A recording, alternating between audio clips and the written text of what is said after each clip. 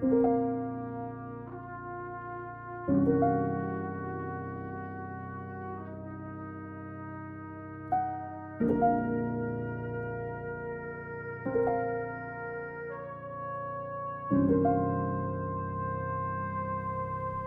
video is about three blood brothers who stood at the forefront of one of the most feared and dominant gangs in Reiger Park on the east end of Johannesburg or Ekurhuleni. It also involves a police hammer linked to multiple gang hits in Reiger Park, and the same weapon was connected to a high-profile mistaken identity hit where the victim was wrongly believed to be a tobacco company boss. Now, the oldest brother, Sebastian, was later exposed as a man living a double life, a police officer by day and a hitman by night. He served as a member of the EMPD Special Weapons and Tactics Unit, an elite group of highly trained tactical officers. Now, his young brothers, Mark and Sean Groeneveld, were convicted of hits and served prison time. Now, in Reiger Park, all three were known and feared as members of the Dogs gang. Now, the gang's name dated back to their teenage years when they were obsessed with stealing the Mazda Dog 16V, which was a status symbol in the hood back in the 90s. The brothers were involved in everything: jacking cars, moving dope, and robbing cigarette trucks. Now, Sebastian, who was believed to be their inside man in the police, was using his badge to protect the operation. He was also accused of planning robberies and heists with the gang and showing up at the crime scene afterwards to make sure nothing could be traced back to his brothers. Now, the trio had a fearsome reputation in the area, and the middle brother, Mark, was known in the streets as Bin Laden. He was allegedly the leader of the Dogs gang. Now, one gang member told the press that the brothers were treated like gods in the hood. They had everything that defined a gangster's life: money, fast cars, women, and all the fleshy things. In 2017, the middle brother, Mark, returned to the streets after serving a prison sentence for laying down a rival gang member. He quickly resumed his role as the leader. Not long after, he was taken out one afternoon as he stepped out of the shops. Now, those close to the brothers say Sebastian, the eldest one, was never going to let it go without revenge. Now, using his inside information from the police investigations, he allegedly obtained the names of the people involved in his brother's hit. Now, this is where the police R5 comes in, his hammer of choice. The R5 was originally issued in 2016 to a police officer in Vereeniging who later passed away. Then the hammer was allegedly forgotten by the police. Then months later, it resurfaced in Potchefstroom and was returned to Vereeniging by police officers. Now, after that, the hammer disappeared again, but this time into Sebastian's hands. Now, according to police information, the hammer was used in eliminating 5 people in Reiger Park between September of 2019 and March of 2020. Now, these victims were believed to have been involved in Mark's murder. The details came from a gang member who was part of Sebastian's hit squad, Jonathan. Now, Jonathan told the police after his arrest that he acted as the getaway driver in the drive-by shootings, and that Sebastian used the police-issued R5 to take out their rifles. Things took a disturbing turn when the same R5 hammer was linked to a high-profile mistaken identity hit.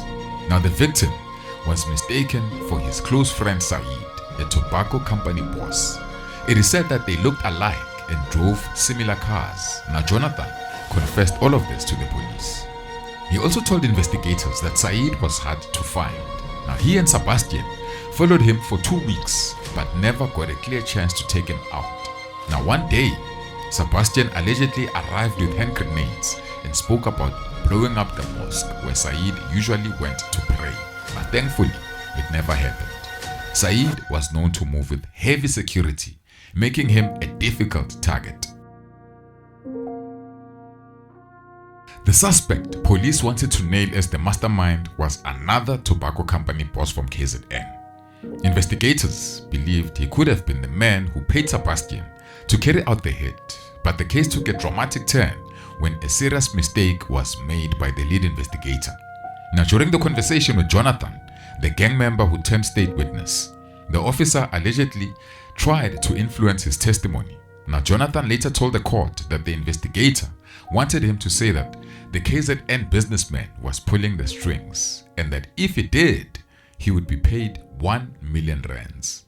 Now, Jonathan's wife secretly recorded the conversation and the recording was later handed over to the court.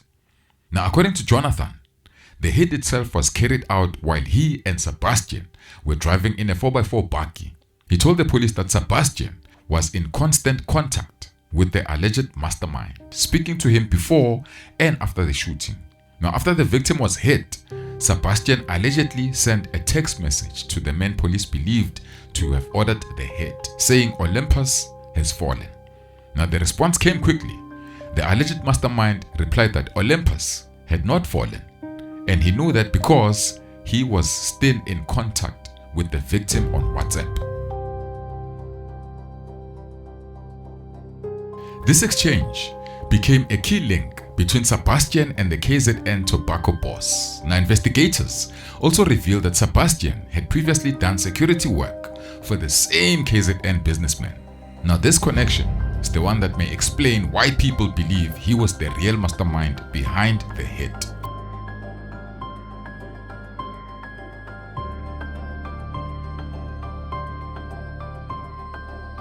One day, Sebastian's body was found in an open field in Reiger Park. He had been shot twice, dumped at the scene, and his cell phone placed neatly on his chest. When the police investigated, they made a chilling discovery. The R5 hammer was found in Sebastian's work car. That find linked him directly to the hits, and Jonathan's confessions backed it up. To this day, police have not identified who took him out. Now, the motive remains unclear. Some believe it may have been linked to the high-profile mistaken identity hit. Possibly, the mastermind ordered Sebastian's death to cover his tracks. Now, others believe it could have been gang rivals seeking revenge. Now, the truth remains unknown. Now, CCTV footage later revealed that Sebastian had left his home, then returned minutes later. He parked his car in the driveway, went inside, and was never seen again. About 20 minutes after he entered the house, his girlfriend was seen removing the keys from the ignition and the cell phone from the front seat.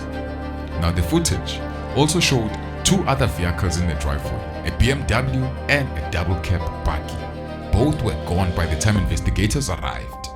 The girlfriend later revealed that a man who would become a person of interest ordered the vehicles to be removed. Now, police tracked down both cars and subjected them to forensic testing. Inside the bakkie, investigators found blood traces and spent R5 shell casings. Now, ballistic tests confirmed the cases matched the R5 hammer from Sebastian's work car.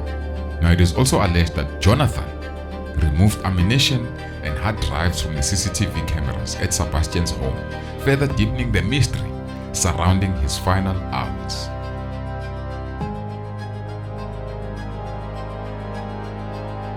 The youngest of the brothers, Sean, is in prison for carrying out a hit on a rival gang member. He used the woman to lure his enemy into the open so he could take him out. According to investigators, the woman used a catfish tactic, creating a fake Facebook profile with someone else's photos. She sent the victim a friend request. They quickly started chatting and flirting. Before long, they agreed to meet. The woman claimed she was from another neighborhood but had relatives in Reiger Park and she would be visiting them soon. Now, on the day of the meeting, she told the victim to meet her at an intersection at night and to switch on his hazard lights so she could spot him. Now, when the victim arrived, he was shot multiple times. He survived and spent 3 months in hospital. But just a week after he was discharged, Sean allegedly walked up to him and shot him multiple times in the chest, taking him out instantly. Sean is also implicated in another attempted hit on another tobacco company boss. Now, the businessman was shot in his driveway while sitting in his Porsche. He survived, but it is alleged that the bullet is still lodged in his neck. Now, this attack is believed to have been linked to the tobacco wars that were unfolding in Johannesburg at the time.